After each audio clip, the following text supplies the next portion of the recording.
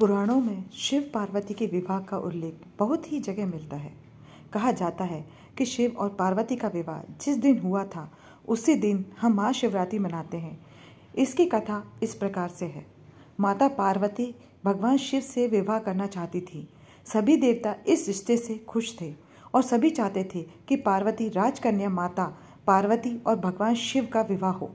माता पार्वती की ओर से कुछ लोग भगवान शिव के पास पार्वती जी का रिश्ता लेके गए। शिव जो कि एक तपस्वी साधु हैं, रिश्ते की खबर सुनकर वे क्रोधित हो उठे और उन्होंने अपनी तीसरी आंख खोली।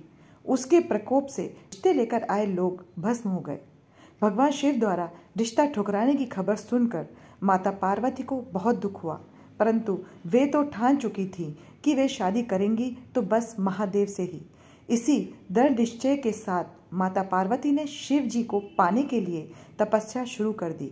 उनकी तपस्या से सभी जगह हाहाकार मच गया। बड़े बड़े पर्वत भी डगमगाने लगे।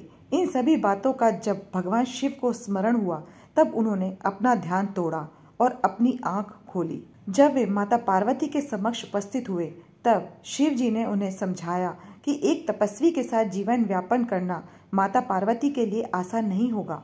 लेकिन माता पार्वती ने तो जैसे जिद की पकड़ ली थी कि वे शादी करेंगी तो बस महादेव से। उनके इस हट को देखकर भोलेनाथ ने सोचा कि वे बिल्कुल उनकी तरह ही हैं और उनकी जोड़ी बहुत अच्छी लगेगी।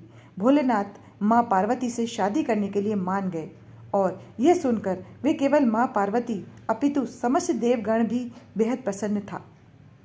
माँ पार्वती के घर में इस शादी को लेकर जोरों शोरों से शादी की तैयारियां शुरू हो गई थी।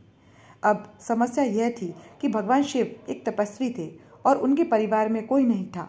उन्हें शादी की रस्मों का कोई अंदाजा नहीं था। मान्यता यह थी कि वधू का हाथ मांगने शादी के दिन वर को अपने परिवार के साथ ही आना पड़ता है, लेकिन भगवान शिव के परिवार में तो कोई नहीं था। ऐसे में महादेव ने डाकिनियों, भूत प्रेतों और चुड़ैलों को अपनी बारात में शामिल होने को कहा। भगवान शिव तो इस बात से भी अनजान थे कि शादी के लिए तैयारियां कैसे होती हैं। डाकिनियों ने भगवान शिव के शरीर पे भस्म लगा दिया और हड्डियों की माला पहना दी, जो कि उनके घरों की परंपरा होती होगी। अब भगवान शिव की बारात, जिसमें भूत प्रेत थे, नाचते गाते माँ पार्वती के द्वार पहुँचे। सभी लोग, जिसमें माँ पार्वती के घर वाले और देवतागण थे, हैरान रह गए। भूतों को देखकर घर की महिलाएं डर कर वहाँ से भाग गईं। महादेव को इस रूप में देखकर उनकी सास यानी माँ पार्वती की माँ ने उन्हें अपनी बेटी का हाथ देने से इनकार कर दिया। माता पार्वती और शिव जी के विवाह की परिस्थितियों को बिगड़ता देख पार्वती जी ने महादेव से अनुरोध किया कि वे उनकी रीति रिवाजों के मुताबिक शादी करें। भोलेनाथ ने माँ पार्वती की इस प्रार्थना का मान रखा। पार्वती जी ने सभी देवताओं को उन्हें तैयार करने के लिए निवेदन किया। इसके बाद भोलेनाथ को देवीय जल से स्नान कराया गया और उन्हें खूबसूरती से फूलों की मालाओं से तैयार किया गया। जब भोलेनाथ पूरी तरह से तैयार होकर सभी के समक्ष आए तब सभी उनकी सुंदरता के गुणगान करते न थक रहे थे। जब उन्हें माता पार्वती की मां ने देखा तो उन्हें अपनी बेटी की शादी शिव से कराने में कोई आपत्ति नहीं हुई। ब्रह्मा जी की उपस्थिति में विवाह का शुभारंभ हुआ और दोनों ने एक दूसरे को वरमाला पहनाई। ऐसे माता पार्वती और शिव जी का विवाह संपन्न हुआ, जिसे हम लोग शिवरात्रि के रूप में मनाते हैं और शिव जी की पूजा करते हैं।